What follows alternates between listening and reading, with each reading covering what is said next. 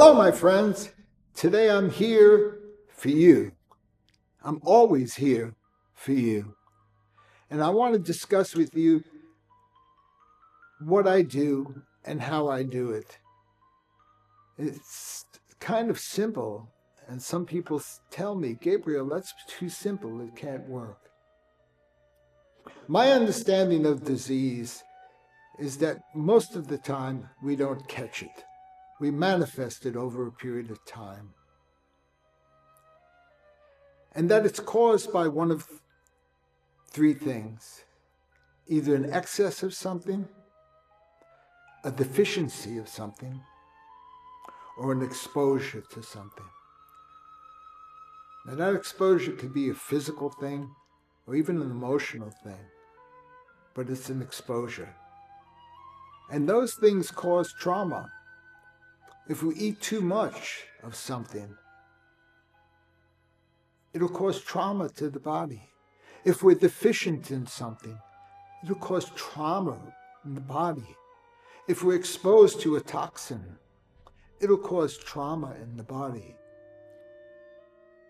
And so we need to recognize which one of these three things we're dealing with. And my experience has allowed me to put my finger on it. I have all my patients journal before I see them. So they're calling for an appointment, and I say, okay, this is what you need to do. Your appointment is in 1 week. Starting right now, I want you to journal everything that you do, everything that you eat, how you sleep, how you poop. I want details. And because many of my patients are far away from me, I ask them to take photographs of their skin, of their tongue, of their eyes, of their lower limbs, and of their hands. I want to see them, even from a distance. I take that information and I'll be able to tell what I'm dealing with. If I'm dealing with an excess, there's often heat involved, because excesses cause blockages in the body, and blockages cause heat. They become like a resistor in an electrical system, that when the electricity goes through the resistor, it heats up, kind of like an electric stove. And that's what happens in our body. We cause a blockage, a stagnation. And then the energy that's trying to flow through the body is unable to pass through. And so it creates heat. That heat, the West calls inflammation. Inflammation for any period of time will cause disease. Rub your hand for a little while. It'll get red. Rub it longer. It may bleed. Rub it longer. It'll start differentiating the cells. Differentiated cells equals cancer. These things sound too simple, huh? Maybe that's the simple part, to be able to differentiate, to be able to figure out this is causing that, to be able to see the cause and effect. The more difficult thing is getting the person to be willing to do what's necessary in order to get well. I offer a tremendous amount of information, and I ask for a tremendous amount of diligence and self-care and compliance to the protocol that I lay before them. And to be honest with you, I don't have a huge practice because of that. Because I tell them you must change in order to get change. That the lifestyle that you were living is what manifested in what you're seeing right now, today. So if you want this to go away, you're going to probably have to do a 180 and start going in that direction.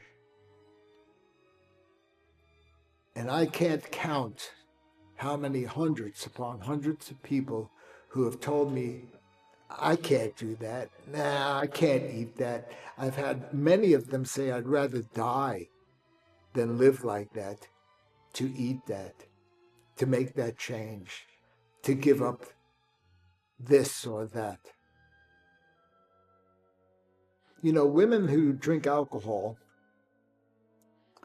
are 2 to 3 times more likely to manifest Alzheimer's disease. But when I speak to them about it, oh, I only drink a little wine every night, and on the weekends I'll party a little bit. You're killing yourself, and you're lying to yourself. The life that we're being sold is a life that kills us. It's the truth. It's the truth. How many of you are willing to look at your life and say, yeah, this might be fun, but it's killing me, and I want to live, and my life is more valuable than club life, drinking, smoking weed, taking drugs, having sex with multiple partners, working 20, 30 hours in a row to get to the thing that you feel that you absolutely must have. I worked 2 jobs, a business that I ran, a production house down in Hollywood, Florida, and I had a service business here in Coral Springs that I owned for many years. I worked both of them. I worked 12 hours a day in Hollywood, and on my way home, I'd stop at my office and I would take care of business there. Is it a surprise that I was diagnosed terminal at the end of a few years of doing that? At the same time, my father had died, and my mother came to live with me just to find that it wasn't revealed that she had Alzheimer's. And within 6 months of her living here, she didn't even know who I was. I cared for her for 11 years. Well, someone came to my door and I had to answer it. So it interrupted the stream here and the stream of thought. But I was discussing how my life had become an emotional wreck, and I was stressed. Raising 3 children, supporting a wife who did not work. No wonder. No wonder. No wonder I started abusing things. No wonder I started looking for remedies to make myself feel a little better. And no wonder they said you'd soon be dead, Gabriel. You're terminal. We have no treatment for you. You have a rare bone marrow disease, manifesting in me bleeding out of every orifice in my body. Night sweating so bad that I had to sleep on beach towels so I wouldn't have to change the sheets every 2 hours. I was a mess. But the bottom line is that whether it be an excess, a deficiency, or an exposure, once identified, they need to be addressed. And so when I was diagnosed, joining the meditation group was part of that stress relief. Removing the pressure of working 2 jobs, basically, removed the stress. Meditating, Tai Chi, Qigong, peace, and a task ahead gave me the strength to get well. It's been 24 years since I was diagnosed. I'll be 75 next month. Really? Do I look dead to you? I'm quite well. So if you come to me, either as a coach or as your physician,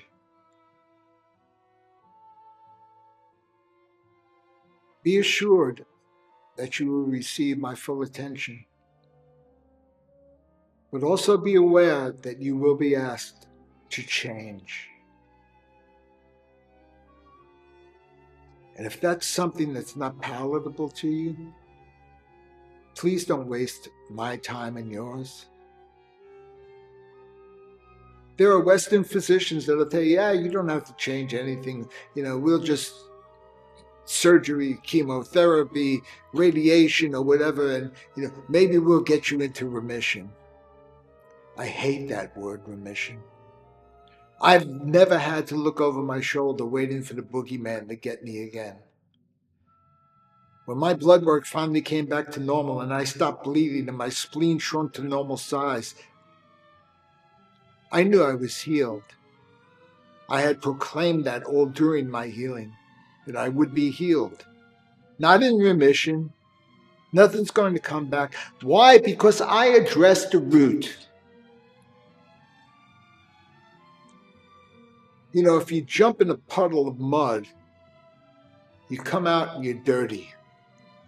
The remedy, you take a shower. But if you go back outside and jump in the puddle of mud again, you're going to get dirty once more. And you cannot expect to go back to the life that manifests the disease that you're dealing with and not have it return. That doesn't mean that you were in remission. If I were to return to the life I had 25 years ago, I guarantee you within 3 years, I would have the same exact disease, if not worse. We need to stop lying to ourselves. We need to be honest with ourselves. We need to see ourselves clearly. And we need to grow the willingness to change.